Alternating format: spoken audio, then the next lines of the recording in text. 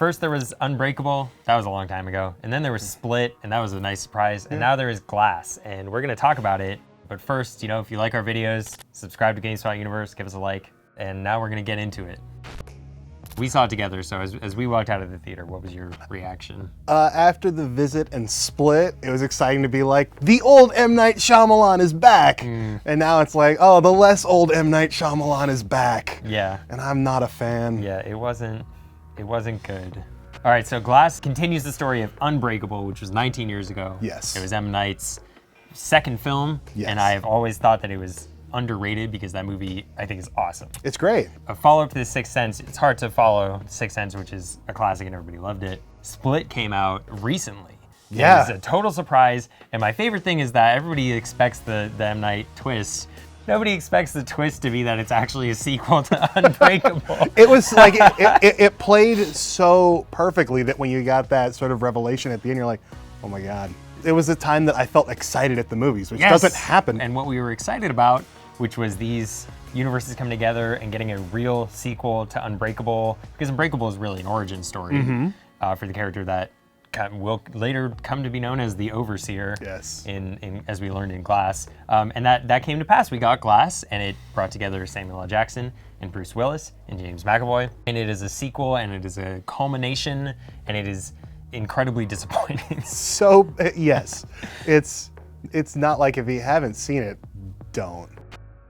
The story is that through a series of events, all three of these powered ability having... What if they're not powered, Mike? What if they're just man. Crazy? So they wind up in an asylum or in a mental institute, whatever you want to call it. And then Sarah Paulson... Dr. Sarah Paulson. Who's a great actor. I love her a lot. She spends the entire movie trying to convince them, and by proxy the audience, that they don't actually have powers.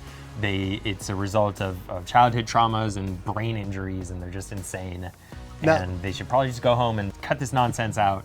Which is odd, because we've seen Unbreakable and Split, which clearly show that they have powers. That's one of my big complaints.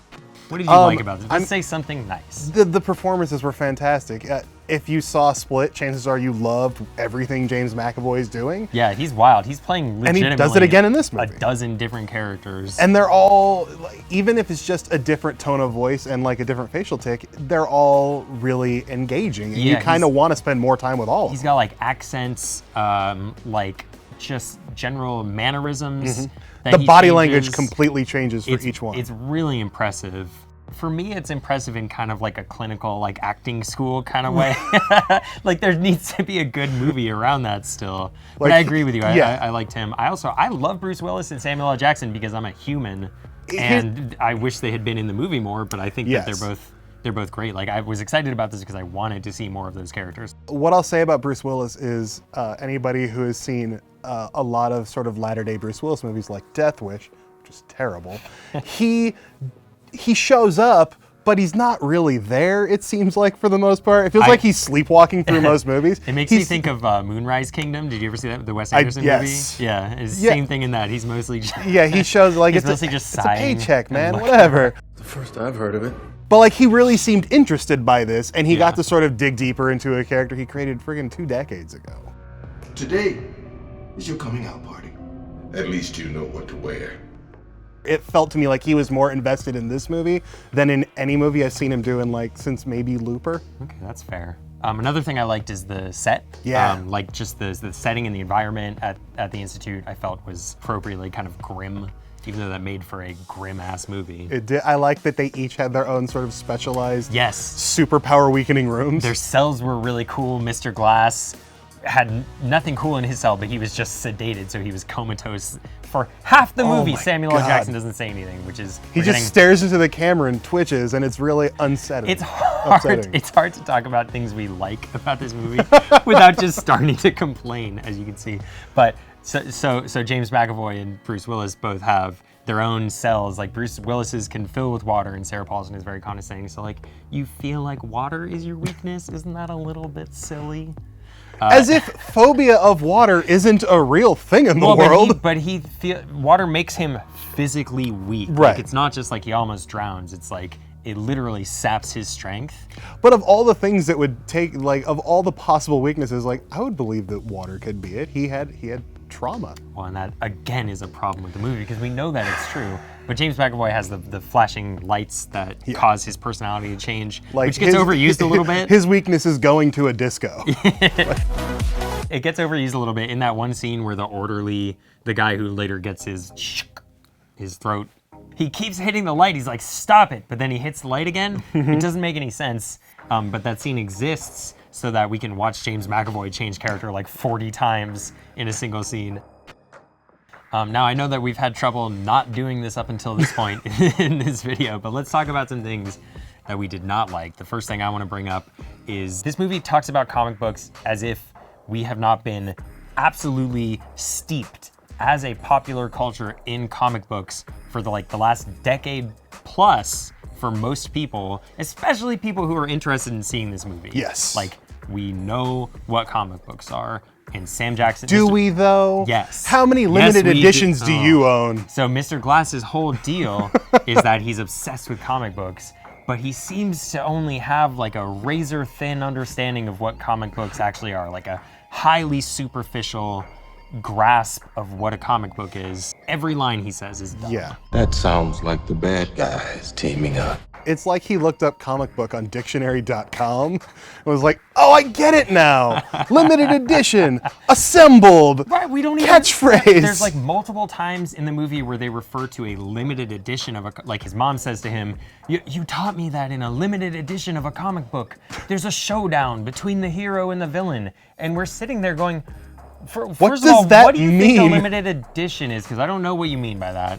Also, second, like, every comic book is that. Showdowns between heroes and villains are not like a comic book thing. That's a fiction thing.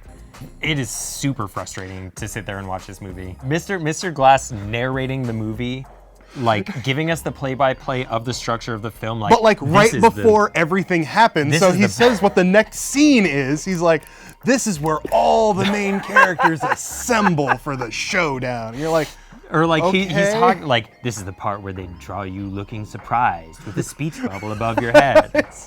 Then they go into the comic book shop and it's organized by heroes and villains. In gigantic neon lights. Which is like, it's a beautiful looking set. Absolutely. It's not like a comic book shop, maybe if you've literally never heard of comic books, this wouldn't bother you, but it's like, no one would ever organize their shop like that. That would be a nightmare.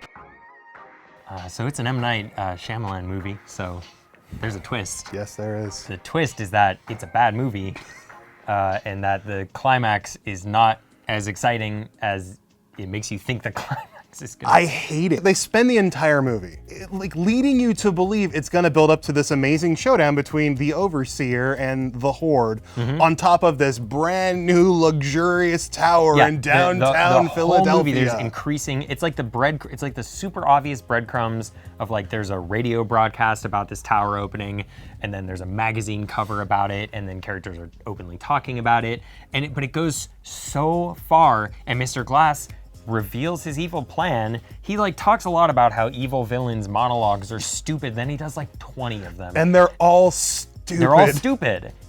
Everything extraordinary can be explained away, and yet it is true. You're just doing the trope. You're not commenting on it or satirizing it or doing any commentary. You're just succumbing to it. I'm not even convinced Mr. Glass has any powers. Like, no. He doesn't do anything. His bones break, and he's an asshole. Like, yeah, his power is being a dickhead. And he like thinks he knows more about comic books than he does. But he doesn't.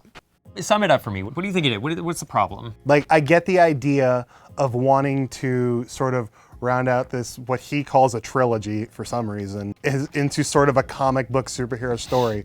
But it is done in such a way that you would have to believe that no other comic book movies exist, and that comic books are a thing that only part of the audience has ever heard of. Right, the thing about Unbreakable that was cool at the time in the year 2000 when it came out, which was 100 years ago, I think if my math is correct, is that you're close. Comic book movies were not in the mainstream place that they are now, and that was like stealthily it was like a low-key comic book movie where it felt so grounded, and it really did feel like how it would actually play out if a dude like David Dunn discovered that he had these powers, well, I mean, yeah, etc. Like, it felt realistic, and this movie does not feel realistic. Well, and if you frame it to the time Unbreakable came out, and this is on the heels of Batman and Robin. Oh, right. Where comic book movies were kind of a joke. They were a huge joke. So like, nobody took them seriously. That's a good point. I think this movie just spends time on the wrong things. Like, yeah. I actually really, I want to say that I enjoyed the first act, like the first 10 to 15 minutes a lot. And in a way, it would have been a little bit disappointing if the entire movie was just literally the overseer trying to find the horde. Mm-hmm.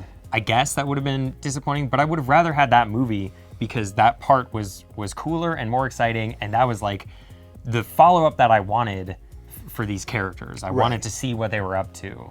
And instead, the movie spends, I think, 85% of its runtime just in this asylum trying to convince us that things that we know to be true are not true. And it feels like a lecture from a person who doesn't know what they're talking about. Yeah, no, That's the experience of watching this movie, is a bad TED Talk. So, it's true. So much of the comic book discussion is delivered in such a clinical way by someone who's never read a comic book. And then at the end, it pulls the rug out from under you. Like, about halfway through the movie, I remember distinctly thinking, oh, this is where the whole movie is gonna take place. This is the setting. Yeah. It's not gonna jump around again after this. And then it leads you to believe that it is, there is gonna be this is building towards something. And then it literally goes, ha ha ha, just kidding. You were right the first time. And it never happens. And you're just left just feeling duped, empty, and pissed off. F this movie. Fuck this movie. Now this is the spoiler talk, so now we're gonna actually get into some pretty deep spoilers, or as deep as you can go with a movie like this.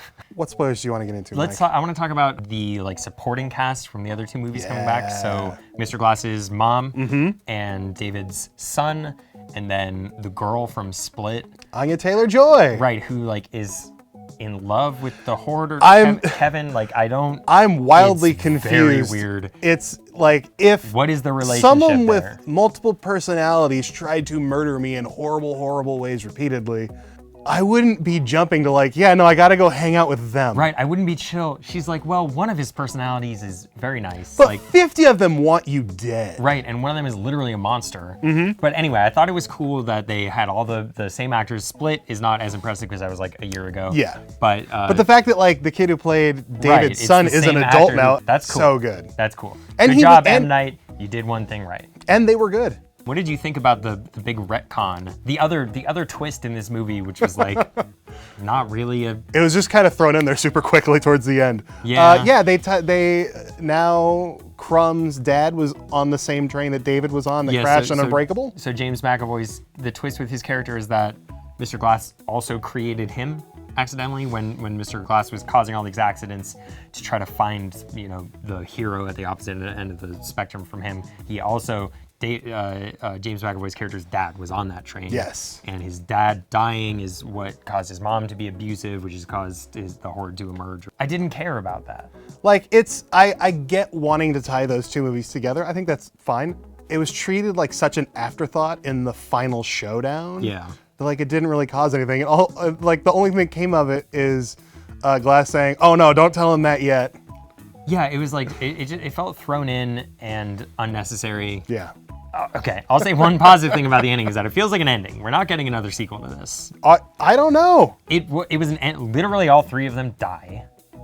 But then little kid and Anya Taylor-Joy and the mom, no, but they're out recruiting people at train stations or whatever. No, they why were they at a train station? When I want to get my finger on the pulse of social media and find out what's happening in 2019, I go to Penn Station and watch passersby.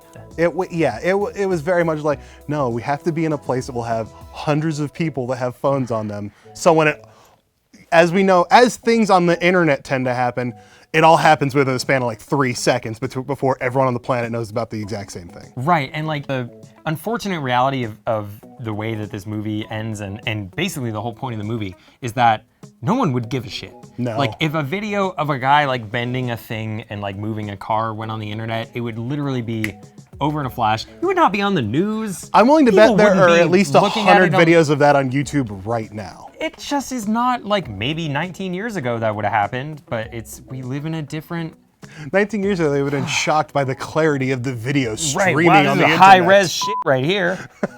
But whatever. And like, did that need to be a suicide mission? Why did they all need to die? I guess so M. Night could like move on and not have to make any more of these movies. Because Mike, he clearly how was out of else good would ideas. how else would this secret, covert cabal of people trying to disprove superheroes operate if they didn't kill everyone? But that's the whole thing, is that they try not to kill. We're not murderers. You literally are. You killed a bunch of people. We're not murderers, except for when we murder everyone. And lastly, the M. Night cameo, because he thinks he's Alfred Hitchcock and he has a cameo in every single one of his movies. That doesn't bother me at all. It doesn't bother me either, but he's playing the same role from Unbreakable, because in Unbreakable, he gets like patted down at the stadium where David works, and in this one, he recognizes David at the security shop and he says, I used to get into some trouble. Didn't you used to work at the stadium? I used to get into some trouble down there. I hung out with some bad, whatever it is. Like, okay. Sure, whatever. Cute. Good job. Not a good job though. You made a bad movie. Yeah, I'm just sorry. on that I one love you to specific death. thing. Like I love The Visit. I love. Oh, The Split. Visit was fun. Yeah. Signs. It's a great. I am one of I think 3 people on the planet will tell you like The Happening is a good movie to watch. Okay, well, this movie's bad. We're gonna have to end this video here because it's bad. I don't want to talk to you about The Happening. Tell us what you thought about Glass. That's what we're talking about. Glass, the film.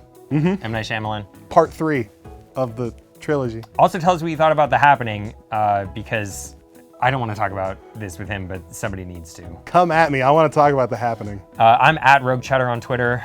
I'm at Chris Hayner, Chief The Happening fan. Oh my God, I need to go. Goodbye.